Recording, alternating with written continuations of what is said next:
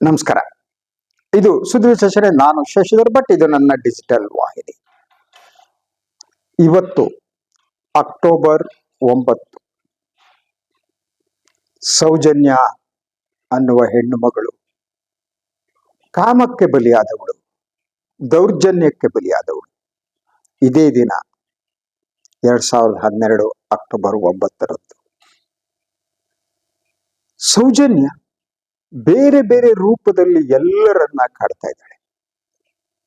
ನಮಗೆಲ್ಲ ಸೌಜನ್ಯ ಅನ್ನುವ ಹೆಸರೇನಿದೆ ಅದು ಹೋರಾಟಕ್ಕೆ ಸ್ಫೂರ್ತಿ ನೀಡುವಂತಹದ್ದು. ಅಸಹಾಯಕತೆ, ಈ ದೇಶದಲ್ಲಿ ಹೆಣ್ಣು ಮಕ್ಕಳ ಮೇಲೆ ನಡೆಯುವ ದೌರ್ಜನ್ಯ ಎಲ್ಲವನ್ನ ನಮಗೆ ನೆನಪಿಸುತ್ತೆ. ಆದ್ರೆ ಕೆಲವರಿಗೆ ಸೌಜನ್ಯ ಅನ್ನುವ ಹೆಸರು ಭಯದ ಸಂಕೇತ. ಸೌಜನ್ಯ ಎಲ್ಲರನ್ನ ಕಾಡ್ತಾ ಇದ್ದಾಳೆ. ಯಾರು ಈ ಕುಕೃತ್ಯವನ್ನ ಎಸಗಿದ್ದಾರೋ ಅವರು ಒಳಗಡೆಯಿಂದ ಶಿಥಿಲರಾಗಿ ಒಳಗಡೆನೆ ಸಾಯ್ತಾ ಇದ್ದಾರೆ. ಅವರು ಆ ಭಯದಲ್ಲಿ ಬೇರೆ ಬೇರೆ ರೀತಿಯ ನಾಟಕಗಳನ್ನ ಮಾಡ್ತಾ ಇದ್ದಾರೆ. ರಾಜಕಾರಣಿಗಳನ್ನ, ಹಾಗೇನೆ ಬ್ಯೂರೋಕ್ರಸಿಯನ್ನ, ಎಲ್ಲರನ್ನ ಖರೀದಿ ಮಾಡಿ ವಿಜೃಂಭಿಸಲು ಯತ್ನಿಸ್ತಿದ್ದಾರೆ. ಎಲ್ಲವನ್ನ ತಪ್ಪಿಸಿಕೊಳ್ಳೋದಕ್ಕೆ ಯತ್ನಿಸ್ತಿದ್ದಾರೆ. ಅವರ ಈ ಒಂದು ಮನಸ್ಥಿತಿ ಇದೆಯಲ್ಲ, ಅದರ ಅದು ಭಯದಿಂದ ಬಂದಂತಹದ್ದು ಅಂತ. ಸೊ ಇವತ್ತಿನ ದಿನ ರಾಜ್ಯದ ಸುಮಾರು 60 ಕಡೆ ಬೆಳಗಿನಿಂದ ಈ ಒಂದು ಸೌಜನ್ಯ ಅವರ ಅವಳಿಗೆ ಸಿಗಬೇಕಾದ ನ್ಯಾಯಕ್ಕಾಗಿ, ಇನ್ನೊಂದಕ್ಕಾಗಿ ಹೋರಾಟ ನಡೀತಾ ಇದೆ. ಈ ಹೋರಾಟದ ಶಕ್ತಿ ಎಂತಹದ್ದು ಅಂದ್ರೆ, ನೀವು ವಿಶ್ವದ ಇತಿಹಾಸದಲ್ಲಿ ನೋಡಿ, ಹೋರಾಟಕ್ಕೆ ಎಂಥವರು ತಲೆಬಾಗ್ತಾರೆ. ಹೋರಾಟದಲ್ಲಿ ಎಂತೆಂಥ ಸಾಮ್ರಾಜ್ಯಗಳು ಈ ದೇಶದಲ್ಲಿ ಉರುಳಿ ಹೋಗಿವೆ. ಸಾಮ್ರಾಟರು ಅಂದುಕೊಂಡವರು ನೆಲ ಕಚ್ಚಿದ್ದಾರೆ, ಮಣ್ಣಲ್ಲಿ ಮಣ್ಣಾಗಿದ್ದಾರೆ. ಸೊ ಅದು ಹೋರಾಟದ ಶಕ್ತಿ ಅಂತ. ಹೋರಾಟ ಅನ್ನುವುದೇ ಒಂದು ಸಮಾಜದ ಆತ್ಮ ಇದ್ದಂತೆ. ಇವತ್ತು ಈ ದೇಶದಲ್ಲಿ ಹೋರಾಟದ ಅನಿವಾರ್ಯತೆ ಹಿಂದೆಂದಿಗಿಂತ ಹೆಚ್ಚಾಗಿದೆ. ಇದು ಕೇವಲ ಇದೊಂದೇ ಕಾರಣಕ್ಕಲ್ಲ. ಈಗ ಸೌಜನ್ಯ ಅವರಿಗೆ ನ್ಯಾಯ ಸಿಗಲಿ, ಅವರ ಸಾವಿಗೆ ನ್ಯಾಯ ಸಿಗಲಿ ಅಂತ ಹೋರಾಟ ನಡೀತಾ ಇದೆ. ಆ ಹೋರಾಟ ಯಶಸ್ವಿ ಆಗಲಿ ಅಂತ ನಾನು ಆಶಿಸ್ತೀನಿ. ಅದ್ರ ಜೊತೆಗೆ ನಾನು ಇನ್ನೊಂದು ವಿಚಾರವನ್ನ ಮಾತನಾಡಬೇಕು.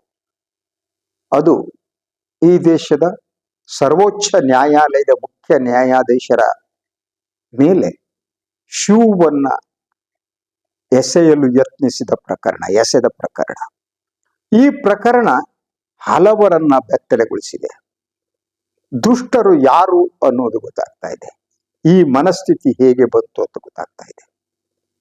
ಸೊ ಒಂದು, ಆ ವ್ಯಕ್ತಿ ಏನಿದ್ದಾನೆ, ಅವನ ಹೆಸರು ಹೇಳಲ್ಲ, ನನ್ನ ನಾಲಿಗೆ ಹೊಲಸಾಗುತ್ತೆ ಆ ವ್ಯಕ್ತಿಯ ಹೆಸರು ಹೇಳಿದ್ದಾರೆ.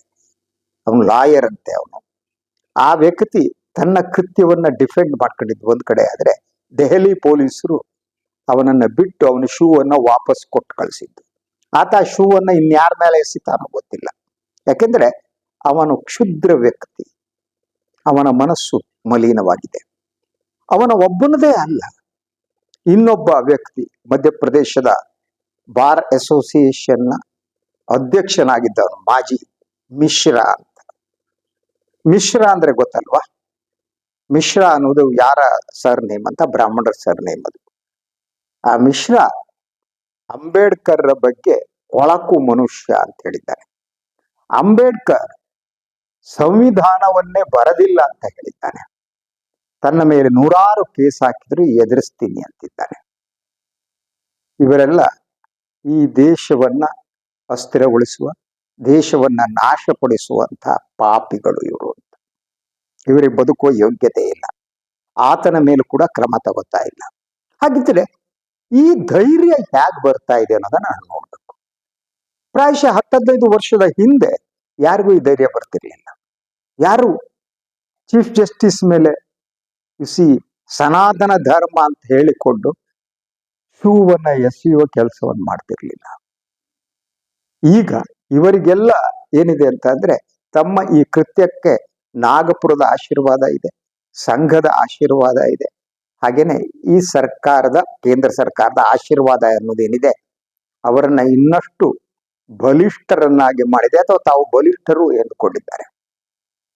ಸೊ ಹೀಗೆ ಅಂದುಕೊಂಡವರು, ನೀವು ಈ ಪ್ರತಿಕ್ರಿಯೆಯನ್ನ ನೋಡಿ.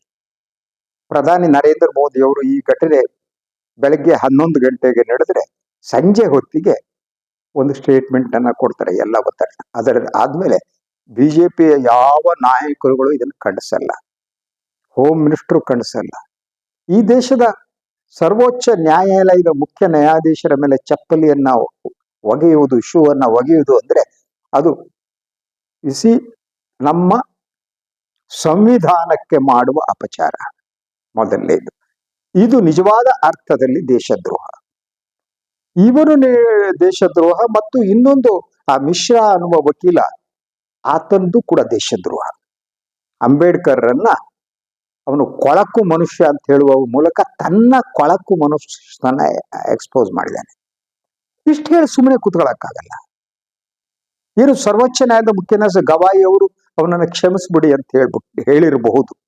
ಈ ದೇಶದ ಜನ ಸಂವಿಧಾನವನ್ನ ಪ್ರೀತಿಸುವವರು ಯಾರೂ ಕೂಡ ಅವನನ್ನ ಕ್ಷಮಿಸಕೂಡದು. ಆದರೆ ಇವತ್ತು ದೇಶದ್ರೋಹದ ಕಾನೂನುಗಳನ್ನ ಯಾಕೆ ಬಳಕೆ ಆಗ್ತಿದೆ ಅನ್ನೋದು ನಮ್ಗೆ ಗೊತ್ತಿದೆ. ಇಸಿ ಅಂಬೇಡ್ಕರ್ ಬೈದರೆ ದೇಶ ದ್ರೋಹ ಆಗಲ್ಲ, ಬಿಜೆಪಿ ಸಂಘ ಪರಿವಾರ ಬೈದರೆ ದೇಶದ್ರೋಹ ಆಗುತ್ತೆ. ಇಂತಹ ಅಪಾಯಕಾರಿ ಹಂತಕ್ಕೆ ದೇಶ ಬಂದು ನಿಂತಿದೆ. ಕರ್ನಾಟಕದಲ್ಲಿ ಇದಕ್ಕೆ ಸಂಬಂಧಪಟ್ಟ ಹಾಗೆ ಮಾಜಿ ಬೆಂಗಳೂರು ಪೊಲೀಸ್ ಆಯುಕ್ತ ಭಾಸ್ಕರ ರಾವ್, ಈ ಭಾಸ್ಕರ ರಾವ್ ಮನಸ್ಥಿತಿ ಮಿಶ್ರಾ ಮನಸ್ಥಿತಿ ಅಂತಿದೆ.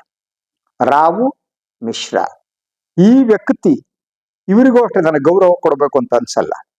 ಈ ವ್ಯಕ್ತಿ ಚಪ್ಪಲಿ ಎಸೆದ ಪ್ರಕರಣವನ್ನ, ಶೂ ಎಸೆದ ಪ್ರಕರಣವನ್ನ ಅದೊಂದು ಮಹಾನ್ ಅನ್ನುವ ಹಾಗೆ ಬಣ್ಣಿಸ್ತಾರೆ. ಅಬ್ಬಬ್ಬ, ಪೊಲೀಸ್ ಕಮಿಷನರ್ ಆಗುವ ಯೋಗ್ಯತೆ, ಪೊಲೀಸ್ ಕಮಿಷನರ್ ಅಲ್ಲ, ಕಾನ್ಸ್ಟೇಬಲ್ ಆಗುವ ಯೋಗ್ಯತೆಯು ಈ ಭಾಸ್ಕರ್ ರಾವ್ಗೆ ಇಲ್ಲ. ಆತ ಇವತ್ತು ಬಹುದೊಡ್ಡ ಬಿಜೆಪಿ ನಾಯಕ, ಚಾಮರಾಜಪೇಟೆಯಿಂದ ಇಲೆಕ್ಷನ್ ನಿಂತು ಬಿದ್ದಂಥವ್ರು. ಅಂದ್ರೆ ಭಾಸ್ಕರ್ ರಾವ್ ಮನಸ್ಥಿತಿ, ಮಿಶ್ರಾ ಮನಸ್ಥಿತಿ, ಹಾಗೆ ಇನ್ನೊಬ್ಬ ರಾಕೇಶ್ನ ಪಾಪೇಶ್ನ ಅವನ ಮನಸ್ಥಿತಿ, ಇವರೆಲ್ಲರ ಮನಸ್ಥಿತಿ ಒಂದೇ ರೀತಿ ಇದೆ. ಈ ಮನಸ್ಥಿತಿಯನ್ನ ಡೆವಲಪ್ ಮಾಡಿದವರು ಯಾರು? 2014 ಅಧಿಕಾರಕ್ಕೆ ಬಂದವರು. ಅವರಿಗೆ ಇದು ಬೇಕಾಗಿದೆ. ಸೊ ಸಂಘ ಪರಿವಾರಕ್ಕೆ ಮೊದಲಿಂದ ನಮ್ಗೆಲ್ಲ ಗೊತ್ತಿದೆ, ಅವರೆಂದೂ ಕೂಡ ಭಾರತದ ಸಂವಿಧಾನವನ್ನ ಒಪ್ಪಿಕೊಂಡವರೇ ಅಲ್ಲ. ಮನುಶಾಸ್ತ್ರವೇ ಅದು ಸಂವಿಧಾನ ಆಗ್ಬೇಕು ಅಂದವರು. ಭಾರತದ ಧ್ವಜವನ್ನ, ತ್ರಿವರ್ಣ ಧ್ವಜವನ್ನ ಅವರು ಒಪ್ಪಿಕೊಂಡವರಲ್ಲ. ಭಗವಾ ಜೆಂಡಾ ಈ ದೇಶದ ಧ್ವಜ ಆಗ್ಬೇಕು ಅಂದವರು. ಇಂತಹ ಅಪಾಯಕಾರಿ ಮನಸ್ಥಿತಿಯ ಜನ ಈ ದೇಶದಲ್ಲಿ ವಿಜೃಂಭಿಸ್ತಿದ್ದಾರೆ. ಅವರು ಈ ಮೂಲಕ ದೇಶದ ಡೆಮೊಕ್ರೆಟಿಕ್ ಸೆಟಪ್ ಏನಿದೆ, ದೇಶದ ಜನತಂತ್ರ ಏನಿದೆ, ಆ ಜನತಂತ್ರದ ಬುಡಕ್ಕೆ ಕೊಡಲಿ ಏಟ್ ಹಾಕ್ತಿದ್ದಾರೆ. ಇದಕ್ಕೆ ಸಂಬಂಧಪಟ್ಟಾಗಿ ಯಾವ ರೀತಿ ಪ್ರತಿಕ್ರಿಯೆ ಬರಬೇಕೋ ಪ್ರತಿಕ್ರಿಯೆನೇ ಬರ್ತಾ ಇಲ್ಲ. ಅಲ್ಲಿ ಇಲ್ಲಿ ಕೆಲವರು ಪ್ರತಿಭಟನೆಯನ್ನ ವ್ಯಕ್ತಪಡಿಸಿರ್ಬೋದು, ಆದ್ರೆ ಇಡೀ ದೇಶ ಇದರ ವಿರುದ್ಧ ಎದ್ದು ನಿಲ್ಲಬೇಕಾಗಿತ್ತು. ಸೊ ಅಂಬೇಡ್ಕರ್ ಅವರು ಯಾವುದೇ ಜಾತಿಗೆ ಸೀಮಿತ ಆದವರಲ್ಲ, ಅದನ್ನೆಲ್ಲ ಮೀರದಂತವರು. ಅವರೊಂದು ರೀತಿಯಲ್ಲಿ ಸಮಾಜ ವಿಜ್ಞಾನಿ ಇದ್ದಾಗೆ, ಸಮಾಜ ವಿಜ್ಞಾನಿ. ಭಾರತೀಯ ಸಮಾಜವನ್ನ ಅಂಬೇಡ್ಕರ್ ಅರ್ಥ ಮಾಡಿಕೊಂಡ ಹಾಗೆ ಇನ್ನೊಬ್ರು ಅರ್ಥ ಮಾಡ್ಕೊಂಡಿಲ್ಲ. ಅವರೆಲ್ಲ ಒಂದು ರೀತಿಯಲ್ಲಿ ಈ ದೇಶದ ಆಸ್ತಿ ಆಗಿದ್ದವರು. ಗಾಂಧಿ, ಅಂಬೇಡ್ಕರ್, ಬುದ್ಧ, ಬಸವ, ಇವರೆಲ್ಲ ಈ ದೇಶದ ಆಸ್ತಿ. ಒಂದು 2-3 ಜನಾಂಗದವರಿಗೆ ಆಲೋಚನೆ ಮಾಡುವುದನ್ನು ಕಲಿಸಿದವರು. ಈ ದೇಶದ ಒಳಗಡೆ ಇರುವ ಜಾತೀಯತೆ ಮೊದಲಾದ ವಿಷಯವನ್ನ ಹೀಗಿದೆ, ಇದು ವಿಷಯ ಅಂತ ತಿಳಿಸಿಕೊಟ್ಟವರು. ನಮ್ಮಂತವರಿಗೆ ಆಲೋಚನೆ ಮಾಡುವುದಕ್ಕೆ ಹಚ್ಚಿದವರು. ಅಂತಹ ವ್ಯಕ್ತಿಯ ಮೇಲೆ, ಅಂತಹ ಮಹನೀಯರ ಮೇಲೆ, ಅವರ ಮೇಲೆ ನಡೆಯುವಂತಹ ಈ ದಾಳಿ ಇದೆಯಲ್ಲ, ಅದನ್ನು ನೋಡ್ತಾ ಕೂತಿರುವುದು ಅಪರಾಧ, ನೋಡ್ತಾ ಕೂತಿರೋದೇ ಅಪರಾಧ. ಆದ್ರೆ ಬಿಜೆಪಿ ಇದನ್ನ ಎಂಜಾಯ್ ಮಾಡ್ತಿದೆ. ಬಿಜೆಪಿ ಒಳಗಡೆ ಇರುವ ಆರೋಗ್ಯಪೂರ್ಣ ಮನಸ್ಸಿನವರು ಯಾರಾದರೂ ಇದ್ರೆ, ಎಸ್ಪೆಷಲಿ ದಲಿತ ಸಮುದಾಯಗಳಿಗೆ ಶಕ್ತಿಯನ್ನ ತುಂಬಿದವರು, ದಲಿತ ಸಮುದಾಯದ ನಾಯಕರುಗಳು, ಅವ್ರಿಗೇನಾದರೂ ಒಂದು ಸ್ವಲ್ಪನಾದ್ರೂ ಆತ್ಮಾಭಿಮಾನ, ಸ್ವಾಭಿಮಾನ ಅನ್ನೋದಿದ್ರೆ ಆ ಬಿಜೆಪಿಯನ್ನು ಬಿಟ್ಟು ಬರ್ಬೇಕು ಅವರು. They should resign and come out. They will have to protest. ಅದನ್ನ ಪ್ರೊಟೆಸ್ಟ್ ಮಾಡುವ ಶಕ್ತಿನೂ ಇಲ್ಲ ಅಂದ್ರೆ ಇದು ಇನ್ನಷ್ಟು ಅಪಾಯ. ಅವರು ಕೂಡ ಸೇಲ್ ಆಗಿದ್ದಾರೆ. ಈ ಮಾರಾಟ ಆಗುವುದನ್ನ ಗಮನಿಸಿ. ನಾನು ಧರ್ಮಸ್ಥಳದ ಹೇಳಿದೆ, ಅಲ್ಲಿ ಮಾಧ್ಯಮದಿಂದ ಸೇರಿ ಎಲ್ಲರೂ ಮಾರಾಟ ಆಗಿದ್ದಾರೆ. ಇನ್ನು ಈ ಪ್ರಕರಣ ಏನಿದೆ, ವಕೀಲರೇನೆ ಚಪ್ಪಲಿ ಎಸೆಯುವಂತಹದ್ದು, ಈ ಪ್ರಕರಣದ ಪ್ರತಿಕ್ರಿಯೆ ನೋಡಿದರೆ ಇಲ್ಲಿ ಯಾರ್ಯಾರು ಮಾರಾಟ ಆಗಿದ್ದಾರೆ ಅನ್ನೋದೇ ಅರ್ಥ ಆಗಲ್ಲ. ಚಪ್ಪಲಿ ಒಗೆಯುವುದೇ ಮಹಾನ್ ಸಾಧನೆ ಅನ್ನುವ ಹಾಗೆ ನಾನು ಸಾಮಾಜಿಕ ಜಾಲತಾಣದಲ್ಲಿ ನೋಡ್ತಿದ್ದೆ, ಈ ಕೆಲವು ವಾಹಿನಿಗಳು ಚಪ್ಪಲಿ ಒಗೆದಿದ್ದು ತಪ್ಪಾ ಸರಿಯಾ ಅಂತ ಪ್ರಶ್ನೆ ಕೇಳಿ ಜನರ ಅಭಿಪ್ರಾಯವನ್ನ ಸಂಗ್ರಹಿಸ್ತಿದ್ದಾರೆ. ಇದಕ್ಕಿಂತ ದೊಡ್ಡ ಆಘಾತ ನನಗೆ ಬೇರೆ ಯಾವುದೂ ಇಲ್ಲ.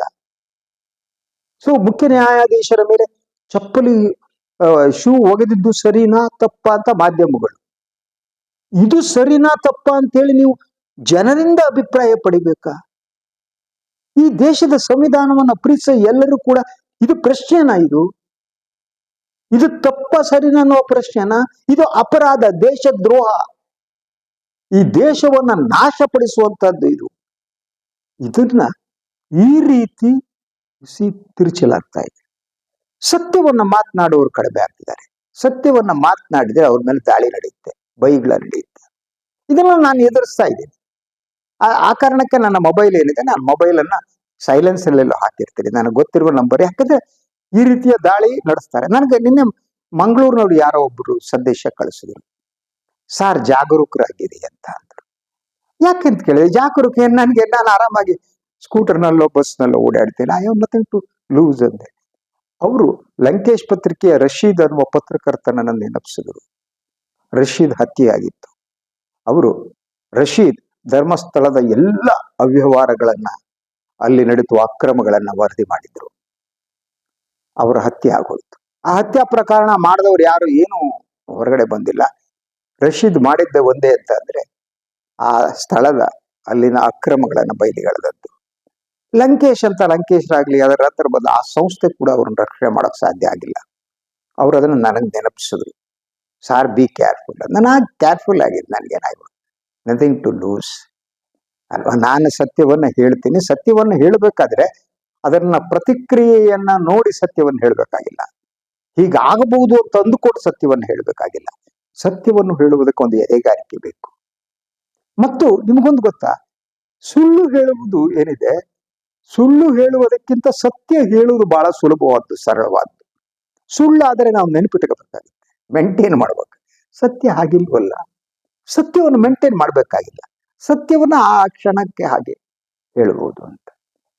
ಸೊ ಅದರಿಂದ ಈ ಸತ್ಯವನ್ನ ಹೇಳುವವರನ್ನ ಬೆದರಿಸುವಂತಹದ್ದು, ಇನ್ನೊಂದು ಕಡೆ ಬೇರೆ ಬೇರೆ ಆಮಿಷಗಳನ್ನ ಒಡ್ಡುವಂತಹದ್ದು ಇವತ್ತಿನ ಮಾಧ್ಯಮ ಸಂಪೂರ್ಣವಾಗಿ ನಾಶದ ಹಂತಕ್ಕೆ ಬಂದು ನಿಂತಿದೆ. ಸುಮಾರು 3-3.5 ದಶಕಗಳ ಕಾಲ, 4 ದಶಕಗಳ ಕಾಲ ಪತ್ರಿಕೋದ್ಯಮದ ಭಾಗವಾದ ನನಗೆ ಈಗ ಒಳಗಡೆ ನೋವಿದೆ. ಇವತ್ತಿನ ಮಾಧ್ಯಮದ ಸ್ಥಿತಿ ಎಲ್ಲಿಗೆ ಬಂದು ನಿಂತಿದೆ. ಸೊ ನಾನು ಬಹಳ ಸಂದರ್ಭದಲ್ಲಿ ಹೇಳ್ತಾ ಇರುವಾಗ ಮಾಧ್ಯಮಕ್ಕೆ ನಾನು ಜನಿವಾರ ಹಾಕಲಾಗಿದೆ ಅಂತ ಹೇಳಿದ ಮನಸ್ಥಿತಿಯ ಬಗ್ಗೆ, ಬ್ರಾಹ್ಮಣ್ಯದ ಮನಸ್ಥಿತಿ ಬಗ್ಗೆ. ಆ ಜನಿವಾರ ಹಾಕಲಾಗಿದೆ ಅನ್ನೋದೇನಿದೆ, ಇವತ್ತೇನು ಆ ಮಿಶ್ರಾ ಅನ್ನುವವನು, ಇನ್ನೊಬ್ಬ ರಾಕೇಶ್ ಅನ್ನುವ ವಕೀಲರು ಮಾತನಾಡಿದ್ರಲ್ಲ, ಅದೇ ಜನಿವಾರ. ನಾನು ಹೇಳಿದ ಆ ಮನಸ್ಥಿತಿಯ ಬಗ್ಗೆ ಹೇಳ್ತಾ ಬಂದಿದ್ದೆ. ಇವತ್ತು ಅದು ಇನ್ನಷ್ಟು ವ್ಯಾಪಕ ಆಗ್ತಾ ಇದೆ. ದೇ ಆರ್ ರೂಲಿಂಗ್ ಅಂತ. ಅದಕ್ಕೆ ನೀವು ನೋಡಿರಬಹುದು, ದೆಹಲಿ ಮುಖ್ಯಮಂತ್ರಿ ಅದ ಯಾವ್ದೋ ಗುಪ್ತಾ ಅಂತ ಯಾವ್ದೋ ಒಂದು ಹೆಣ್ಮಗಳಿದ್ದಾಳೆ. ಅವಳು ಬ್ರಾಹ್ಮಣರೇ ಮಾರ್ಗದರ್ಶಕರು, ಬ್ರಾಹ್ಮಣರೇ ಜ್ಞಾನಿಗಳು, ಜ್ಞಾನ ಇನ್ನಾರ ಕೈಯಲ್ಲೂ ಇಲ್ಲ. ಈ ರೀತಿ ಪ್ರೊಪಗಂಡವನ್ನು ದೆಹಲಿ ಮುಖ್ಯಮಂತ್ರಿ ಸ್ಟಾರ್ಟ್ ಮಾಡಿದ್ದಾರೆ.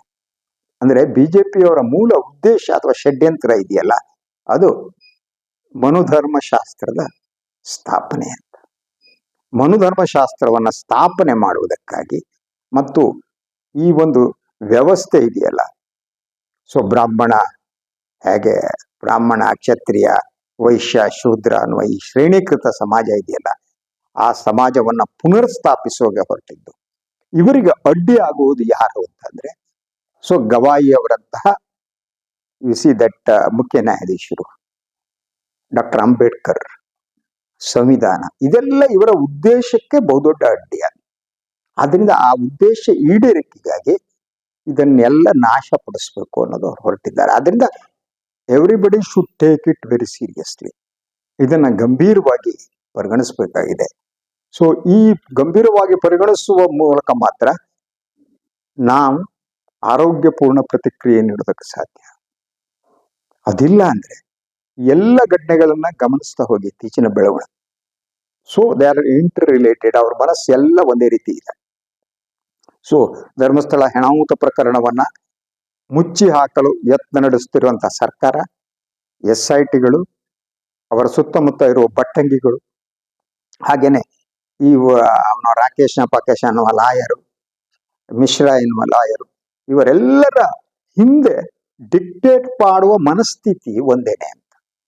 ಆ ಮನಸ್ಥಿತಿ ಇವತ್ತು ಎಲ್ಲ ಕಡೆ ದೇಶದಲ್ಲಿ ವಿಜೃಂಭಿಸ್ತಾ ಇದೆ. ಇದರ ವಿರುದ್ಧ ಎಚ್ಚರಗೊಳ್ಳದಿದ್ರೆ ಈ ದೇಶ ಉಳಿಲಾರದು. ಈ ದೇಶ ಸಂಪೂರ್ಣವಾಗಿ ನಾಶ ಆಗತ್ತೆ, ಆ ಸ್ಥಿತಿ ಬರ್ಬೋದು ಅನ್ನುವ ಆ ಎಚ್ಚರಿಕೆಯ ಗಂಟೆ ನನಗೆ ಕಾಣ್ತಾ ಇದೆ. ಹೀಗೆ ಇವರು ಮುಂದುವರೆದ್ರೆ ಸೊ ಆ ದೇಶದ ಸಂವಿಧಾನವನ್ನೇ ಕಿತ್ತು ಒಗೆದು ಅವರು ಮನುಸ್ಮೃತಿಯನ್ನ ದೇಶದ ಸಂವಿಧಾನವನ್ನು ಮಾಡ್ತಾರೆ. ಹಾಗೇನೆ ತ್ರಿವರ್ಣ ಧ್ವಜವನ್ನ ಎತ್ತಿ ಭಗವದ್ ಧ್ವಜವನ್ನ ಹಾಕ್ತಾರೆ. ಹಾಗೆ ಆ ಸ್ಥಿತಿಗೆ ಈ ದೇಶವನ್ನು ತರಲಾಗಿದೆ. ಪ್ರತಿಯೊಬ್ಬರ ಒಳಗಡೆ ಪ್ರೀತಿಗೆ ಬದಲು ದ್ವೇಷವನ್ನು ತುಂಬಲಾಗಿದೆ. ಈಗ ದ್ವೇಷ ಅನ್ನೋದು ವಿಜೃಂಭಿಸ್ತಾ ಇದೆ. ಪರಸ್ಪರ ವ್ಯಕ್ತಿಗಳು ದ್ವೇಷಿಸುವಂತ ವಾತಾವರಣವನ್ನು ಸೃಷ್ಟಿ ಮಾಡಲಾಗಿದೆ. ಇದರ ಹಿಂದೆ ದ್ವೇಷದ ರಾಜಕಾರಣ ಮತ್ತು ರಾಜಕೀಯ ಲಾಭ ಇದೆ. ಜನರು ಪ್ರೀತಿಸುವುದನ್ನು ಮರಿತಾ ಇದ್ದಾರೆ. ಜನರಿಗೆ ಪ್ರೀತಿ ಅನ್ನೋದು ಬೇಕಾಗಿಲ್ಲ, ಅವರಿಗೆ ದ್ವೇಷ ಬೇಕಾಗಿದೆ. ಆದ್ರಿಂದ ಈ ದ್ವೇಷದ ವಿರುದ್ಧ ಪ್ರೀತಿ ಗೆಲ್ಲಬೇಕಾಗಿದೆ, ಹೋರಾಟ ನಡಿಬೇಕಾಗಿದೆ. ಸೊ ಸೌಜನ್ಯ, ಆ ಹೆಣ್ಣು ಮಗಳು, ಉಳಿದವರಿದೆಯಲ್ಲ, ಅವರ ಸಾವಿಗೆ ನ್ಯಾಯ ದೊರಕಲಿ. ಆ ಸಾವಿಗೆ ನ್ಯಾಯ ದೊರಕಿಸಿಕೊಡ್ಬೇಕಾದ್ದು ಪ್ರತಿಯೊಬ್ಬ ಭಾರತೀಯನ ಕರ್ತವ್ಯ, ಪ್ರತಿಯೊಬ್ಬ ಕನ್ನಡಿಗನ ಕರ್ತವ್ಯ. ಎನಿವೆ, ಇದಾಗಿತ್ತು ಇವತ್ತಿನ ಸುದ್ದಿ ವಿಶ್ಲೇಷಣೆ. ಸೊ ಇನ್ನೊಂದು ವಿಚಾರದಾಗ ಮಾತು ಬರ್ತೇನೆ. ನಾನು ಲೈಕ್ ಮಾಡಿ, ಸಬ್ಸ್ಕ್ರೈಬ್ ಮಾಡಿ, ಬೆಲ್ ಐಕಾನ್ ಪ್ರೆಸ್ ಮಾಡೋದಕ್ಕೆ ಮರಿಬೇಡಿ. ಹಾಗೆ ಸಾಧ್ಯ ಆದರೆ ಸಹಾಯ ಮಾಡಿ, ನನ್ನನ್ನು ಬೆಂಬಲಿಸಿ, ಆಶೀರ್ವದಿಸಿ. ನಮಸ್ಕಾರ.